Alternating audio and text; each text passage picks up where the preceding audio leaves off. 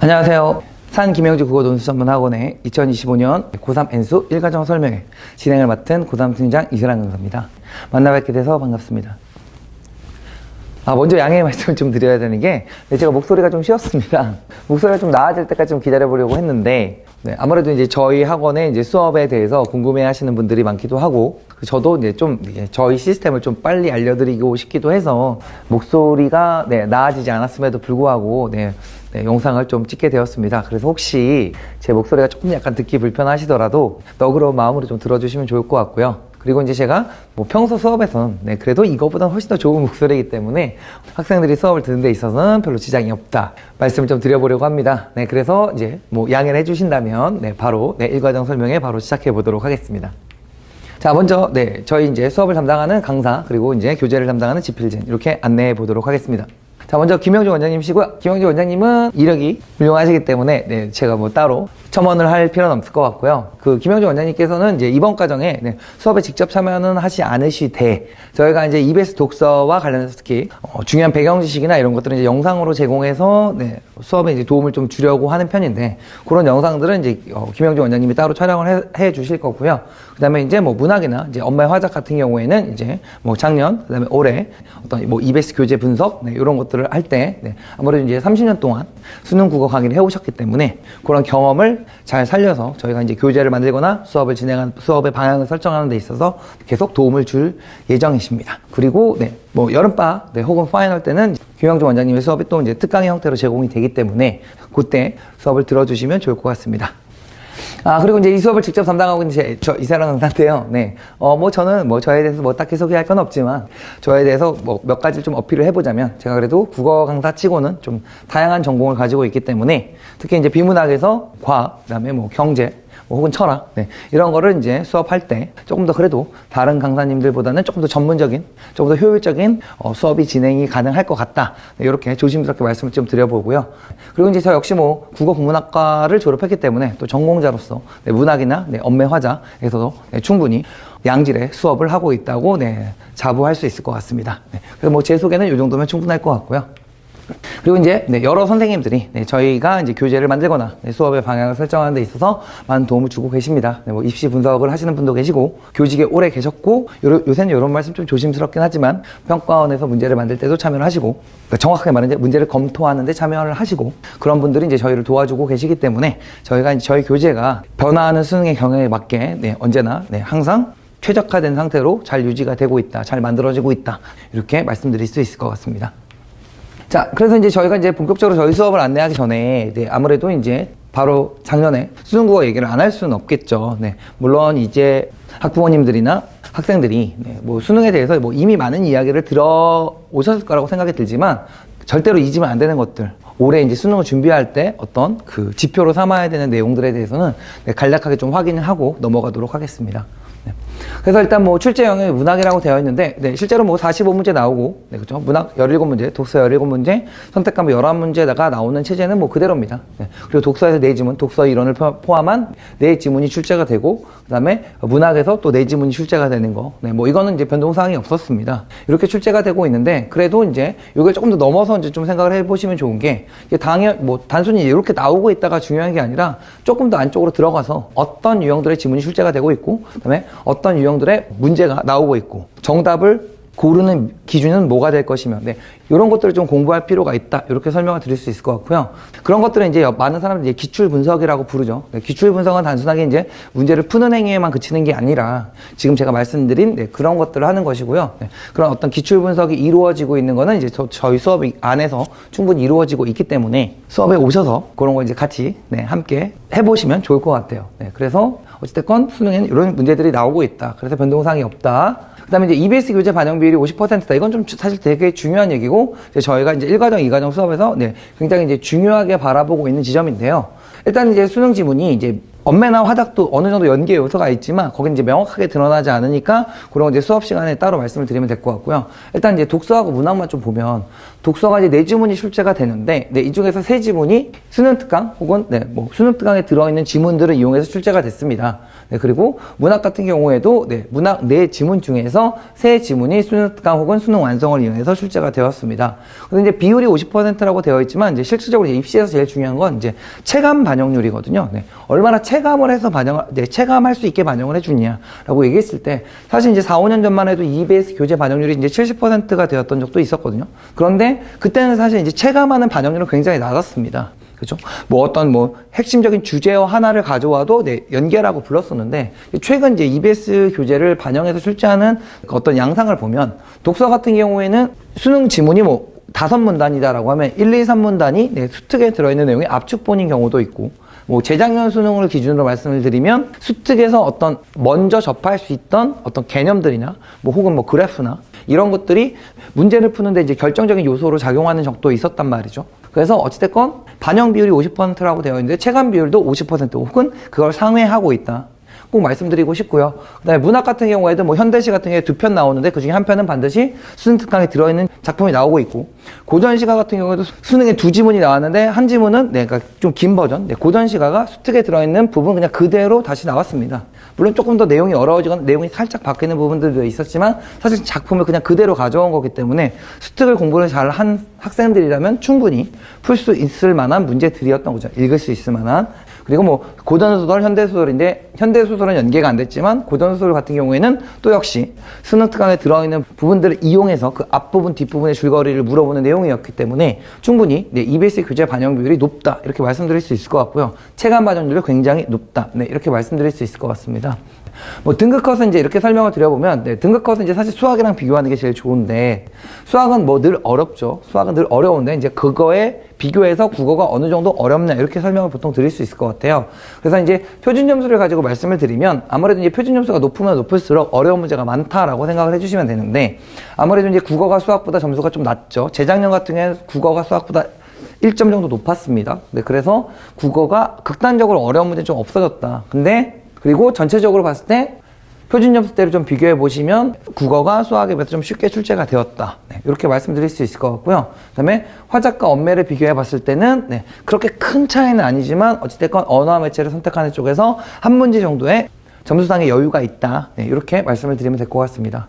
그리고 이제 재작년 수능과 이제 작년 수능을 만약에 비교해 본다고 한다면 재작년 수능은 사실 굉장히 어려운 시험이었습니다. 지금 보시면 아시겠지만 1등급에 도달할 수 있는 점수와 최고점자의 점수 사이가 8점 정도 나는데 여기는 14점 정도 나거든요. 이런 데이터가 이제 의미하는 바는 뭐냐면 어려운 문제가 많다는 거죠. 근데 이제 나중에 이제 오답률 분석을 또 한번 해드리겠지만 실제로 이 결과물이 나오는 데 있어서는 극단적으로 굉장히 고난도의 문제가 존재한다라기보다는 적당히 어려운 문제 수가 평소에 비해서 굉장히 많았다. 학생들이 시간을 관리하거나 문제를 풀어나가는 데 있어서 어려움을 겪었다. 이게 사실 재작년 수능의 결론이었거든요. 근데 이제 작년 수능으로 가져온다고 하면 뒤에 바로 이제 오답률을 분석을 하겠지만 풀만한 문제들이 거의 대부분이었습니다. 정답률이 60%를 넘어가는 문제가 3문제밖에 존재하지 않았거든요.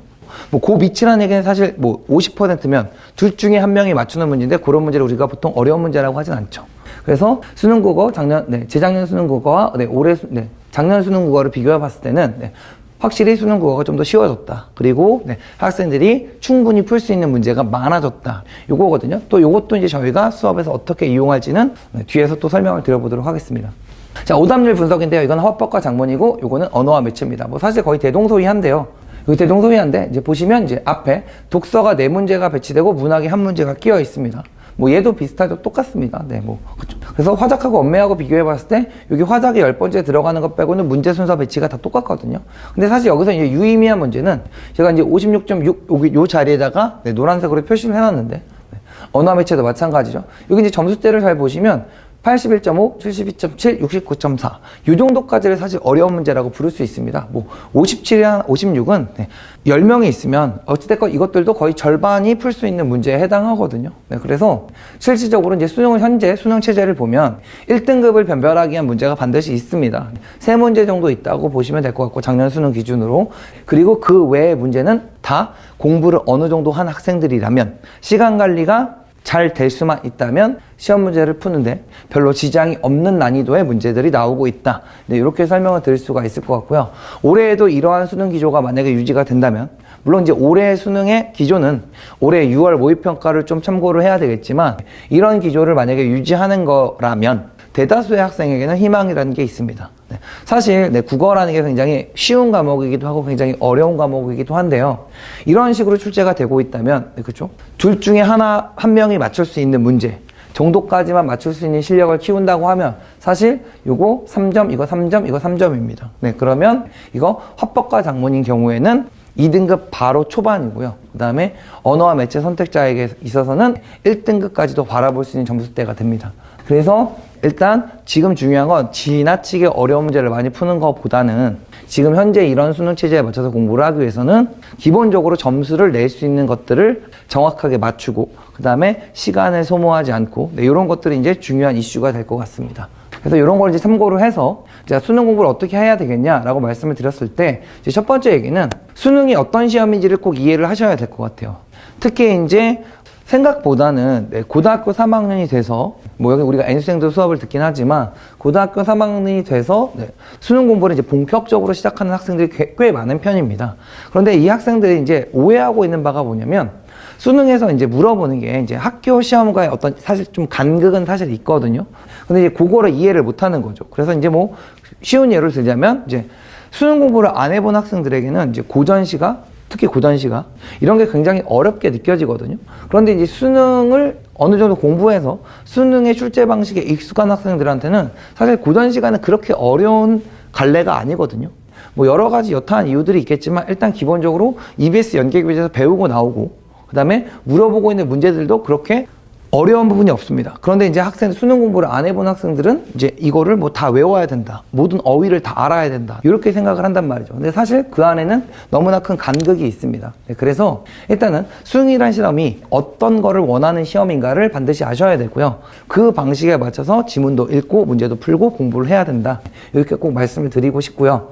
하나만 아이디어를 드리자면, 대학 수학 능력 시험은 대학교에서 수학할 능력이 있는지 없는지를 평가하는 시험이죠. 학생이 고전 문학을 얼마나 많이 알고 있느냐, 뭐 좀 더 크게 문학 작품을 얼마나 많이 알고 있느냐, 뭐 독서로 가져간다면 뭐 경제에 대한 배경 지식, 아니면 뭐 과학에 대한 배경 지식, 이런 거를 많이 알고 있느냐를 물어보는 시험이 아닙니다. 모든 수능 시험은, 그러니까 모든 수능 국어 시험은 기본적으로는 읽고 푸는 형태의 시험이다. 네, 이렇게 꼭 설명을 드리고 싶고요. 네, 두 번째, 필수 개념을 좀 정리를 하실 필요가 있습니다. 필수 개념이라는 건 이제 특히 이제 문학에서 많이 발생하는데, 문학에는 개념어라는 게 존재하고, 개념어라는 건 이제 일종의 약속이거든요. 뭐 이제 가장 쉬운 예를 드리자면, 이제 우리가 일상생활에서 쓰는 갈등이란 것과 문학에서 사용하는 갈등이라는 게 사실 좀 내용 차이가 있습니다. 그래서 일상적인 언어랑 개념적인 언어를 구별을 못하면 선지를 고를 때 불필요하게 자의적인 해석이 많이 들어가고, 그 다음에 문제가 어려워지는 거죠. 그래서 필수 개념들을 수능에 맞게 정리할 필요가 있다. 네. 세 번째, 당연히 이게 어쩌면 제일 중요한 내용인데요. 모든 수능 문제는 다 읽고 푸는 형태로 되어 있습니다. 분명히 발문에도 다음 글을 읽고 물음에 답하라고 되어 있죠. 네, 그래서 지문을 정확하게 읽는 능력 굉장히 필요하고요. 특히 이제 최근에 수능에 출제되는 지문의 길이가 굉장히 짧습니다. 짧은데 문제 수는 변화가 없거든요. 그 얘기는 뭐냐면 좀 더 지문을 깊이 있게 읽을 수 있어야 된다는 얘기인 거죠. 그래서 예전처럼 학생들이 뭔가 이렇게 뒤적뒤적 거려서 요거 여기 있네, 이런 식으로 찾아가는 문제가 굉장히 적습니다, 이제. 그래서 그런 어떤 단순한 본질적으로 이해가 안 되는 상태에서 문제를 풀 수 없는 형태로 출제를 하기 때문에 지문을 정확하게 읽는 거 굉장히 중요하다, 이렇게 설명을 드릴 수 있을 것 같고요. 그 다음에 문제, 선지, 보기, 이건 이제 제가 수업 시간에 얘네들도 다 독해의 대상이다라고 설명드립니다. 문제가 뭘 요구하는가, 선지에서 도대체 어디를 보고 풀어야 되는가, 보기도 어떤 식으로 읽어야 될까, 이런 것들도 다 어떤 수능에 맞춰서 변화가 좀 필요한 것들입니다. 그래서 학생들이 보통 이제 선지를 이렇게 처리하거든요. 쓱 읽고 답인 것 같아, 답이 아닌 것 같아. 자, 이런 식의 처리 방식으로는 적어도 3점을 달고 있는 보기를 가지고 추론하는 형태의 문제들, 이런 문제들에서는 경쟁력을 전혀 발휘할 수가 없습니다. 그래서 문제도 선지도 보기도 분석하는 훈련이 반드시 필요하다. 그리고 저희가 1, 2과정에서 가장 중점을 두고 있는 건 사실 요거거든요. 그렇죠? EBS 교재를 꼼꼼하게 분석 정리할 필요가 있다. 물론 이제 EBS 교재가 없어도 최상위권 학생들이라면 사실 그냥 읽고 풀어도 되거든요. 또 때에 따라선 그거보다 더 낮은 등급의 학생들도 EBS 교재를 활용하지 않고도 충분히 문제를 풀 수가 있습니다. 그 지문 하나만 가지고 본다면. 그런데 이게 이제 입시라는 측면에서 접근을 한다면 최대한 효율을 내는 게 되게 중요하고, 그 다음에 주어진 시간 내에 주어진 문제를 다 푸는 게 목적인 시험이라면 그러면 EBS 교재를 우습게 볼 수가 없다는 거죠. 아까도 말씀드렸지만 아는 작품이 나오고 아는 내용이 비문학에 나오는데 이거를 어떤 친구들은 잘 공부가 된 상태에서 이건 내가 아는 거네 하고 예를 들면 읽지 않고 다음 작품을 바로 읽을 수가 있는데, 어떤 학생은 이것도 읽고 이것도 읽고 이 문제를 풀어야 된다면 둘이 능력이 똑같다고 한다면 절대로 같은 결과물이 나올 리가 없죠. 그리고 이 시험은 되게 유기적인 하나의 생명체라고 보기 좀 그렇지만 하나의 유기체이거든요.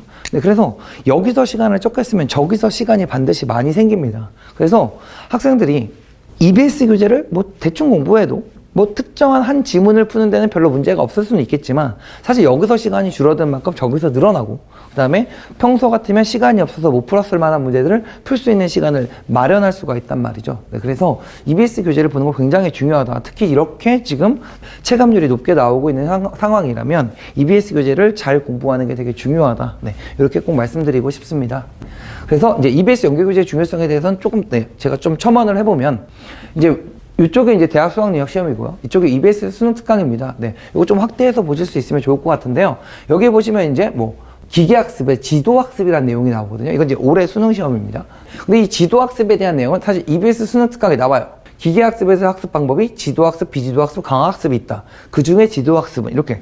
그래서 이 지문을 정확하게 공부를 해둔 학생이라면 사실 이 지문을 읽을 때 굉장히 편리함이 발생하는 거죠. 익숙함이 발생하고 효율성이 발생합니다. 그래서 비문학도 이런 식으로 어떤 제재 연계, 그 다음에 어떤 내용 연계가 충분히 이루어지고 있기 때문에 수능 특강 잘 공부하는 게 중요하다. 이건 문항이거든요. 요거 EBS 수능 특강 실전 모의고사 이외에 간민가라는 작품인데요. 여기는 구절 그대로 수능에 그대로 나왔습니다. 그러면 요거를 잘 공부한 학생이라고 한다면 얘는 어쩌면 읽지 않고도 문제를 풀 수가 있죠. 그러면 지문을 읽지 않고 문제를 풀 수 있다는 거는 그만큼 시간이 세이브가 된다는 얘기고, 거기서 벌어진 시간은 어딘가에서 내가 평소 같으면 조금 빠듯하게 풀었을 문제를 여유를 가지고 풀 수 있는 시간을 만들어주고, 그러면 당연히 어떤 점수의 상승으로 이어질 수 있겠죠. 그래서 이런 식으로 EBS 교재 굉장히 중요하다고 말씀드리고 싶고요. 그리고 마찬가지로 이제 연계가 50%라는 얘기는 이제 비연계도 50%라는 얘기이기 때문에 당연히 비연계 출제까지도 풀 수 있는 능력이 필요할 것 같습니다. 그래서 이걸 사실 따로따로 공부할 필요는 없는 것 같고요. EBS 교재를 공부하면서 그것과 관련돼서 여러 가지 다양한 문제들을 풀어본다면 단순히 EBS 교재를 교과서처럼 암기하는 것가 아니라 요거를 활용해서 또 다른 지문, 이런 식으로 이제 확장해서 문제들을 풀 수 있게 저희가 이제 과제집도 교재도 만들어 나가고 있기 때문에 비연계 출제도 충분히 대비가 가능할 거다. 그리고 학생들도 그런 식으로 공부를 해 주셔야 되고요. 그 다음에 성적을 올리려면 이제 아무래도 요 얘기가 제일 중요할 것 같습니다. 그렇죠. 본인이 잘 못하는 부분이 있어요. 어떤 친구는 이제 과학이 어렵고, 과학 중에서 특히 뭐가 어렵고, 기술 지문이 어렵고, 철학 지문이 어렵고, 나는 고전 시가가 어렵고, 학생들별로 다 다르거든요. 그래서 자기가 잘 못하는 부분은 조금 더 집중적인 보완이 필요합니다. 제일 추천드리는 거는 그것과 관련된 문제를 좀 반복적으로 푸는 거고, 그 다음에 그것과 관련된 수업을 좀 더 반복적으로 듣는 거죠. 그래서 이런 것들은 저희 커리큘럼 내에 마련되어 있으니까 이런 제가 말씀드린 7가지 사항을 좀 올 한 해 공부 방법의 어떤 표본으로 좀 삼아주시면 좋을 것 같습니다. 그래서 이런 걸 가지고 이제 저희가 수업을 구성하기 때문에 본격적으로 저희 수업을 좀 안내해 보도록 하겠습니다. 일단 시간표는요, 저희가 이제 같은 수업이 이제 5타임이 열려 있습니다. 그래서 금요일, 토요일, 일요일 이렇게 있고요. 수업 시간은 기본적으로 다 4시간입니다. 그래서 독서 2시간, 문학 2시간으로 이루어져 있고, 저희가 이제 엄매나 화작 같은 경우에는 이제 방학 중 특강, 그 다음에 학기 중 특강, 이런 것들을 이용해서 처리를 하고 있고요. 그 다음에 이제 저희가 이제 겨울방학 때 문법 특강 같은 경우는 지금 촬영이 다 끝난 상황인데, 그런 문법 특강 내용들은 1과정을 들으시는 분들도 얼마든지 반복적으로 계속 들을 수가 있기 때문에 혹시 문법이 여전히 어렵다, 화작에서 내가 좀 궁금한 부분이 있다, 이런 부분들은 어떤 그 온라인으로 제공이 되는 형태의 특강을 참고하셔서 얼마든지 공부를 하실 수가 있습니다. 그래서 개강 날짜는 2월 28일, 3월 1일, 3월 1일 이렇게 순차적으로 개강이 되고요. 수업 시간은 4시간이고 저희가 이제 마감이 되면 어쩔 수가 없긴 한데 기본적으로 수업 이동이 어느 정도는 가능합니다. 그래서 내가 이번 주에 토요일 오전 9시 수업에 못 온다면 일요일 오전 9시나 오후 6시에 오실 수 있고요. 그리고 미리 좀 안내를 해드리면 이 토요일 오전 9시, 그 다음에 일요일 오전 9시 수업은 파이널 과정 때는 8시 반으로 당겨집니다. 뭐 당겨지는 이유는 수능 시간과 동일한 시간에 모의고사를 보고 국어 공부를 하기 위해서라고 말씀을 드리면 될 것 같고요. 파이널 과정 때는 또 다시 한번 안내를 해드리도록 하겠습니다. 자, 8주 커리큘럼이고요. 사실 정확하게 말씀드리면 16주 커리큘럼입니다. 6월 모평을 대비하고 수능 등을 정리하는 수업이고요. 뭐 굳이 말씀드리면 뭐 시즌 1, 시즌 2의 개념인데 일단 1과정 8주 동안 EBS 독서에서 EBS 수능 특강 독서에서 주요 지문들을 다 볼 건데 보시면 알겠지만 거의 전 지문을 소화하는 스케줄입니다. 그래서 일주일에 4개씩 나갈 거고요. 그래서 일주일에 4개씩 수업을 소화를 할 거고 그다음에 문학 같은 경우는 사실 문학이 수능 특강 작품이 굉장히 많이 들어갑니다. 뭐 많이 잡으면 뭐 150개 정도의 작품이 들어가는데 그 작품들을 사실 이제 하나하나 다 이렇게 그냥 겉핥기식으로 볼 수는 없기 때문에 이 중에서 이제 주요 작품, 출제 확률이 높은 작품들을 선별해서 수업을 진행을 할 예정이고요. 그 다음에 중간에 이제 3월 학평을 대비해서 혹은 이제 N수행 같은 경우에는 이제 실전 연습을 위해서 과정평가를 겸한 실전 모의고사가 한번 있을 거고요. 이때 저희는 이제 상상 모의고사를 사용하게 되어 있습니다. 그래서 뭐 상상 모의고사 굉장히 좋은 모의고사고요. 뭐 그 외 시중에 좋은 모의고사들이 많지만 평가원 스타일하고 굉장히 유사하게 출제하는 좋은 모의고사이기 때문에 상상 모의고사를 통해서 4주차에 모의고사를 한번 치르게 된다. 이렇게 말씀드리면 될 것 같고요. 일단 제가 제일 자신 있어 하는 건 요겁니다. 저희 교재인데요. 이제 저희 교재가 이제 EBS 교재를 이제 이렇게 중심적으로 해서 나가는데 EBS 교재만 딱 해설해 나가는 건 아니고요. 이렇게 연계력 레벨업이라는 제목을 들고 있는데 이렇게 항상 그 교재별로 EBS 지문 뒤에 항상 그것과 관련된 내용들을 저희가 직접 선별해서 제공하고 있습니다. 그래서 이건 이제 작년에 9월 모평에 나왔던 그 이중결합과 관련된 내용인데요. 뭐 저희 나름대로 이걸 적중이라고 부르는 거죠.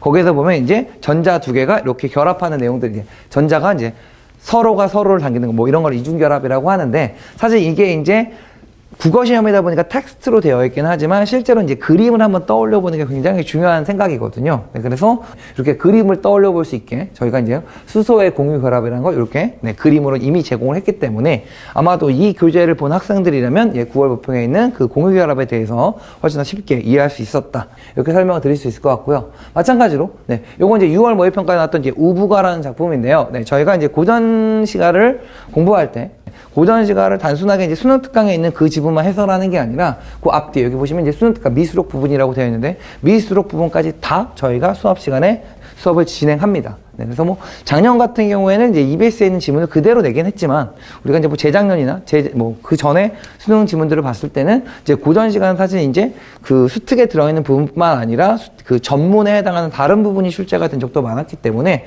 그런 것들을 충분히 대비할 수 있게 저희가 다 따로 작품에 대한 해설, 그다음에 작품의 전문 다 제공하고 있습니다. 자, 그래서 저희가 이런 식으로 독서, 문학 작품, 그 EBS 교재를 충실하게 만들고 있다고 말씀드릴 수 있을 것 같고요. 그리고 이제 수능부터 내신까지라고 되어 있는데 사실 이제 아까 말씀드린 이제 EBS에 작품 수가 굉장히 많기 때문에 문학 작품이 많기 때문에 저희가 이제 정규 수업에서 어떤 그 면밀하게 막 분석하고 이렇게 하는 걸로만 진행을 했을 때는 그 작품을 다 볼 수가 없습니다. 그래서 조금은 이제 심도가 조금 낮아지긴 하지만 어쨌든 학생들이 EBS에 수록되는 전 작품을 다 볼 수 있도록 매주 목요일에 특강을 진행합니다. 그래서 이렇게 5주짜리 특강이 한 번 진행되고요. 그다음에 2과정 때 또 5주짜리 특강을 진행해서 10주 동안의 시간을 가지고 저희가 교재에서 막 이렇게 집중적으로 막 분석하는 그런 작품 이외의 작품들도 학생들이 그래도 최소한 수능을 볼 수 있는 형태로 준비를 할 수 있게 혹은 내신을 볼 수 있게 저희가 제공하는 특강을 계속해서 진행할 예정입니다. 그래서 사실 이제 특히 이제 재학생들 같은 경우에는 고3 국어 내신이 보통 EBS 교재로 많이 이루어지거든요. 그래서 저희가 문학 같은 경우에는 정규 수업을 통해서는 핵심 작품을 해설하고, 그 다음에 특강을 통해서 나머지 작품들 다 정리하고, 그 다음에 필요한 학생들에 한해서 이제 저희가 내신 대비 자료가 제공이 되고요. 독서 같은 경우에도 이제 필수 지문이라고 되어 있지만 거의 전 지문입니다. 그래서 거의 전 지문을 정규 수업에서 다 다루고 필요한 자료도 다 제공을 하는데 이제 내신을 대비해야 하는 학생들은 거기에 맞는 내신 대비 자료도 추가적으로 제공을 될 거고요. 그다음에 언매 화장은 저희가 따로 수업을 안 하긴 하지만 저기가 이제 저희 과제집에 이제 책 속 책의 형태로 매주 이제 언어와 매체 합법과 작문 수능 특강에 들어있는 그 문제들 중에서 중요한 문제들 그리고 그것과 관련된 내용들을 워크북으로 제공을 할 거고요. 그 다음에 이 부분이 또 역시 마찬가지로 내신 시험범에 들어간다고 한다면 내신 대비 자료가 또 충실하게 나갑니다. 그래서 이런 식으로 준비가 된다. 기본적으로 수능 준비도 충실하게 하실 수 있고, 그 다음에 내신 대비까지도 가능하다. 물론 내신이 필요 없는 학생들은 이거를 욕심내지 않으셔도 괜찮습니다. 저희가 이거 외에도 많은 자료들이 나가고 있고, 그 다음에 내신을 대비하지 않아도 되는 친구들은 굳이 이거를 풀 필요가 없거든요. 그래서 오히려 어떤 그 내신형 문제와 수능형 문제의 혼동이 좀 생기기 때문에 요거는 이제 내신을 준비한 학생들에게만 제공이 될 거고요. 하지만 요 정도면 이렇게 하나, 둘, 셋, 하나, 둘, 이렇게, 이렇게 7칸을 주목해 주신다면, 이 7칸 안에서 저희가 수능을 완벽하게 준비할 수 있는, 전 영역에서 준비할 수 있는 것들이 다 제공이 된다. 이렇게 설명드리면 될 것 같습니다. 뭐, 나가는 교재들은 이렇고요. 이제 뭐 작품의 해설, 그 다음에 어떤 뭐 변형 문제, 이런 식으로, 제공이 되고요. 뭐, 이런 것들은 이제 학생들에게 다 제공이 될 거고, 이런 거는 이제 내신 대비형 문제이기 때문에, 내신 대비형 문제는 또 따로 제공이 됩니다. 자, 그래서 뭐 강의 특징 좀 설명을 드려보면은요, 뭐 정교한 프로그램이라고 되어 있는데, 저희가 이제 뭐 7단계의 순서를 가지고 있습니다. 그래서 뭐 진단평가라는 것도 있고, 출결 관리, 그다음에 정규 수업에서 독서 문화, 그다음에 무료 특강을 통해서 문화작품 전작품 정리, 복습 과제, 뭐 개인별 관리, 실전 연습, 뭐 이렇게 있는데 이거 하나씩 설명드려보도록 하겠습니다. 일단 저희가 이제 연간 커리큘럼을 가지고 있고요. 저희가 이제 1과정을 진행하는데 1과정은 이제 3월, 4월 이제 8주간 진행이 됩니다. 그래서 여기에서 이제 수특의 주요 지문, 뭐 문학이라면 수특의 주요 작품, 거기에 이제 필요한 내용들을 좀 더 얹어서, 그다음에 언어와 매체, 화법과 작문은 이제 위클리 워크북을 통해서 주요 문제나 빈출 유형을 좀 복습해 나가는 방식으로 진행이 될 거고요. 모의고사는 고난도 모의고사 7번, 그다음에 진단평가 1번, 그다음에 3월 학병 대비 모의고사 2번까지 해서 이 정도의 모의고사가 제공이 될 거고요. 그다음에 오답 노트는 이제 개인별로 나가는 오답 노트인데 요거는 뒤에서 설명드리겠습니다. 그리고 이제 이 과정은 사실 이제 1과정하고 거의 비슷한 내역으로 흘러가는데 이때는 이제 6월 모의평가가 중간에 한번 보게 되어 있습니다. 제일 중요한 시험이죠.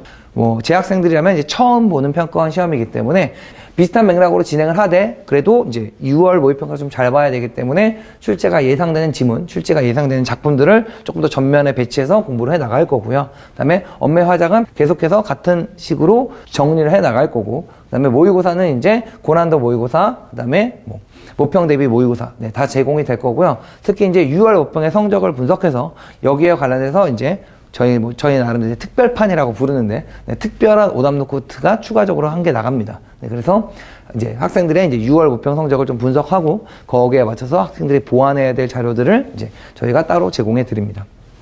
그리고 이제 3과정이 되면 이제 7월, 8월인데 이때는 이제 수능 완성이라는 책이 나오기 때문에 수능 완성이라는 책을 좀 공부를 하면서 9월 모의평가를 대비하는 수업이 될 거고요. 이때는 이제 재학생들로 보면 이제 여름방학 기간이기 때문에 좀 더 다양한 특강들을 가지고 독서나 문학, 언매, 화작도 이제 각각 다 영역별로 특강이 진행되면서 부족한 영역을 좀 더 채워나가는 방식으로 수업을 할 거고요.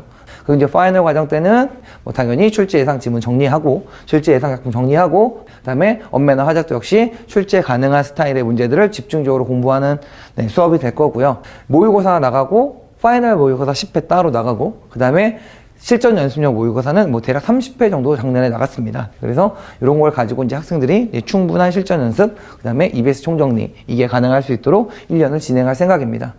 그래서 저희가 이제 나름대로 이제 큰 계획이 있는 거죠. 그래서 저희가 1, 2, 3, 4 과정을 모두 다 들으신다고 한다면 저희가 이제 기출문제 10개년에 대한 이야기를 다 하게 될 거고요. 수능 특강 수능 완성을 영역별로 다 정리를 하게 될 거고, 그다음에 매주 받는 주간 과제집은 34권, 그다음에 월간 과제집, 모의고사, 오답 노트까지. 그래서 충분한 양의 자료가 제공이 되고 있습니다. 자, 그 다음에 뭐 프로그램인데요. 보시면 이제 뭐 데일리 트레이닝, 뭐 위클리 모의고사, 뭐 다시 보기 영상 이렇게 있는데 일단 데일리 트레이닝 과제집은 이제 저희가 매주 나가는 이제 주간 과제집인데 분량이 조금 두껍습니다. 뭐 대략 150페이지 정도씩 제공이 되는데 이 과제집은 사실 제가 좀 애착이 있습니다. 이건 제가 직접 만드는 거고요. 매주 수능 특강에 나와 있는 그 지문들에 있는 내용들을 반드시 연계해서 뭐 이번 주에 뭐 예를 들면 수요, 곡선이라는 걸 배웠다. 그러면 수요, 곡선에 관련된 문제들로만 채워진 과제집. 이번 주에 뭐 이대봉전이라는 고전소설을 배웠다. 그러면 이대봉전에 관련된 문제들만 채워진 과제집. 이런 식으로 항상 제공이 되고요. 그래서 계획표 나가고 매주 공부할 수 있는 매일 계획을 세워서 공부할 수 있는 계획표. 그 다음에 복습할 수 있는 자료, 그 다음에 매일 과제. 이런 식으로 구성이 되어 있고요. 이 안에는 이제 언매 화작, 위클리 워크북까지 포함입니다. 네, 그래서 이렇게 나갈 거고요. 그 다음에 매주 모의고사 한 해분씩 나가는데 요거는 난이도도 되게 다양하고 어떨 땐 굉장히 어렵고 어떨 땐 좀 쉽기도 하고 네, 그리고 학생들의 선택 과목에 맞춰서 풀 수 있게 모의고사가 나가고요. 그리고 이 모의고사는 OMR로 마킹을 해서 제출하시면 요 모의고사에 대한 오답 노트를 개별적으로 따로 받게 됩니다.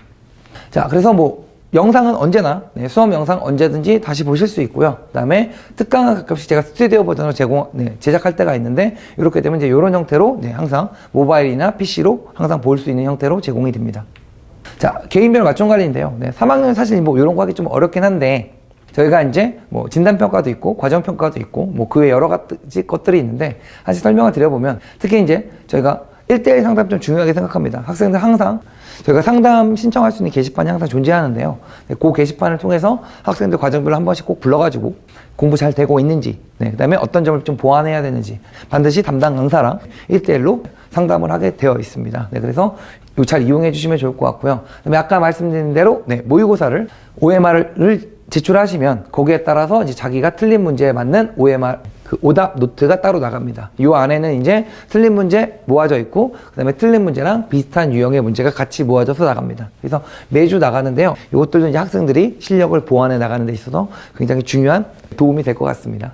그리고 이제 뭐 먼슬리 트레이닝이라고 되어 있는데 요거는 이제 잠깐 저희가 안 했다가 이제 다시 시도하는 건데 요거는 이제 학생들마다 이제 다 못하는 게 다 따로 있죠. 뭐 철학도 있고 경제도 있고 어떤 사람은 기술을 잘 못하고 그런 학생들한테 이제 레벨별로 좀 못하면 이제 레벨 1부터 그것과 관련된 문제를 한 달의 계획 속에서 집중적으로 풀 수 있게 따로따로 제공이 되는 문제집이고요. 이건 이제 매달 한 권, 과정별로는 2권씩 나가게 되어 있습니다. 그래서 자신이 못하는 부분을 조금 더 집중적으로 보완할 수 있는 형태의 문제집이 제공이 될 거고요. 그리고 이제 분석 보고서는 이제 과정별로 나갈 건데, 그래서 모의고사, 누적 모의고사 성적, 여기는 당연히 3월 학부나 6월 모의고사도 당연히 이게 포함이고요. 그리고 이제 학원 모의고사까지 포함해서 어떤 부분이 취약하고 어떤 부분을 좀 보완해야 되는지 이런 것도 이제 한눈에 볼 수 있는 형태의 성적표가 나갑니다. 자, 뭐 요거는 이제 요런 얘기인데요. 저희 나름대로 이제 저희가 이제 EBS 교재를 잘 준비하고 있다고 생각이 듭니다. 그래서 이런 걸 뭐 예측 분석이라고 하면 좀 저희도 약간 오그라드는 면이 있는데 알려드릴 건 또 알려드려야 되니까 저희가 이제 뭐 작년 기준으로 본다면 거의 100%에 가까운 저희가 분석 확률을 가지고 있기 때문에 예측 확률을 가지고 있기 때문에 한번 말씀을 드려보면 수능에 나온 지문들 이게 이제 수능의 내용입니다. 그리고 이제 저희가 실제로 이제 수업 시간에 다룬 내용 그래서 요 4번부터 9번 그렇죠. 뭐 개항 이후의 계약 개념의 변화라는 요 내용을 다루고 있는 요 지문이 사실 이제 저희가 요런 식으로 이제 저희가 수업 시간에 다뤘다. 마찬가지죠. 과학기술 역시 마찬가지로 저희가 정규 수업에서 다루고 다양한 과제집이나 뭐 추가 과제 모의고사를 통해서 다뤘다. 명예훼손 요 얘기도 마찬가지고요. 그래서 이렇게 말씀드리면 될 것 같고 문학 같은 경우에 저희가 더더욱 자신이 있습니다. 진짜로 정말 많이 수업 시간에 다뤘거든요. 그래서 뭐 정월선전 같은 경우에는 파이널 10주차 모의고사에서도 다뤘는데 이것은 바로 전주입니다. 그래서 바로 전주에도 저희가 정월선전을 모의고사로 출제를 했고 그리고 그거를 가지고 수업도 진행을 했기 때문에 저희 학원 수업을 들은 학생들이 분명히 유리한 점이 있었을 것이다. 이렇게 자신있게 말씀드릴 수 있을 것 같고요. 그 다음에 뭐 배를 밀며 이런 작품들. 그 다음에 현대소설은 비연계였기 때문에 뭐 저희가 해당 사항이 없고요. 간민가라는 작품도 역시 마찬가지로 파이널 3주차. 뭐 대략적으로 한 9월, 10월경인데요. 이때 이제 저희가 모의고사로 다뤘고, 그 다음에 추가 과제를 통해서도 중요하다고 많이 강조를 한 작품이었는데 실제로 출제가 돼서 많은 학생들이 도움을 받았을 거다. 이렇게 말씀드릴 수 있을 것 같고요. 그리고 이제 저희 나름대로 이제 분석 능력이 있다고 생각합니다. 그래서 이거는 이제 뭐 학원 홈페이지에 오셔도 되고 아니면 현장에 오신다고 한다면 저희가 이제 적중 사례집을 따로 제공해 드리는데요. 보시면 이제 저희가 수학력 시험 문제 있고 저희 교재, 특히 이제 아까 말씀드린 연계력, 레벨업 이런 데서 우리가 이런 것들을 충분히 준비를 했다. 이런 이제 증거들이 남아있기 때문에 이런 거 좀 참고해 주시면 좋을 것 같고요. 마찬가지로 이제 여기 아까 말씀드린 개화기, 과학기술에 대한 지식인들의 생각 이렇게 되어 있는데 저희가 여기서 박은식이라는 사람에 대해서 충분히 다뤘고 마찬가지로 여기서 기계학습, 아까 지도학습 보여드렸는데 저희가 지도학습에 대해서 따로 이렇게 많은 내용을 준비해 온 거죠. 마찬가지로 인터넷 아이디와 관련된 명예훼손인데 저희가 명예훼손과 관련된 내용들을 많이 다뤘습니다. 그 다음에 이제 뭐 정월선전이라는 작품이 있는데 정월선전도 저희가 당연히 수특에 있는 내용도 저희가 중점적으로 다뤘고 그 다음에 그 외의 부분들도 다뤘고 그래서 이렇게 다 증거물이 남아있기 때문에 저희가 이제 저희 교재에 굉장히 자부심이 있다 이렇게 말씀드릴 수 있을 것 같고요. 문학도 마찬가지고요. 네, 그래서 이런 식으로 다 남아 있습니다. 네, 그래서 이런 거 천천히 한번 나중에 저희 학원 홈페이지 방문하셔가지고 우리가 이런 식으로 준비를 했구나 한번 봐주시면 좋을 것 같습니다. 뭐 그러면 이게 운이 좋았냐 이건 아니고요. 저희가 2024학년도니까 이제 재작년 수능에서도 비슷한 결과물을 가지고 있습니다. 여기에서도 저희가 충분히 나오는 작품, 지문들마다 충분히 대비를 가져왔기 때문에 뭐 일동장유 같은 경우에 저희가 수업을 13번이나 했거든요. 자료의 종류로 따지면 수업 시간에 하나, 둘, 셋, 넷, 뭐 4번 정도 했고 그 다음에 자료까지 포함하면 저희가 13번의 학생들의 반복이 가능했기 때문에 저희가 나름대로 EBS 교재를 잘 준비하고 있다. EBS 연계 양상에 대해서 저희 나름대로 노하우도 있고 준비가 잘 되고 있다. 이렇게 꼭 말씀드릴 수 있을 것 같습니다. 뭐 수강욱인데요. 이런 거는 이제 사실 홈페이지 한번 참고해 보시면 좋을 것 같은데요. 나름 그래도 저희 수업을 듣는 학생들이 만족도가 높았다고 꼭 말씀드리고 싶고요. 그다음에 올해의 결과물인데요. 뭐 98점 맞은 학생도 있고 사실 다 맞은 학생도 있는데 문자를 안 보내주셔가지고 자, 그 다음에 1등급 나온 학생도 있고 뭐 역시 1등급 맞은 학생 있고 그렇죠? 뭐 이런 학생들은 좀 주목할 만하죠. 7등급으로 시작했거든요. 근데 3등급으로 끝났습니다. 기간은 대략적으로 1월 달부터 12월 말부터 듣기 시작해서 11개월 정도 걸렸는데 7등급도 3등급이 될 수 있다. 꼭 말씀드리고 싶고요. 물론 이 학생은 이제 제가 잘 가르친 것보다는 이제 이 학생이 정말 열심히 했거든요. 그래서 이 학생에 대한 얘기가 또 궁금하시다면 학원에 한번 오신다면 특히 이제 학생들은 수업에 오시면 제가 이 학생의 얘기를 자주 할 거예요. 정말 열심히 한 학생이고요. 열심히 하면 반드시 좋은 결과가 있다는 커다란 증거이기 때문에 현재 학생들의 성적이 어느 정도인지는 잘 모르겠지만 다 열심히 하면 잘 될 수 있다. 7등급이 3등급 된다면 6등급은 2등급 될 수 있다는 얘기고 산술적으로 5등급 1등급도 될 수 있는 거 아니겠습니까? 그래서 아직 늦지 않았으니까 꼭 열심히 해서 좋은 성적을 거두시면 좋을 것 같습니다. 그래서 뭐 이런 학생들도 있고요. 그래서 이런 것들은 뭐 한번 보시면 좋을 것 같습니다. 자, 그래서 이제 저희가 간단하게 안내는 다 끝났는데요.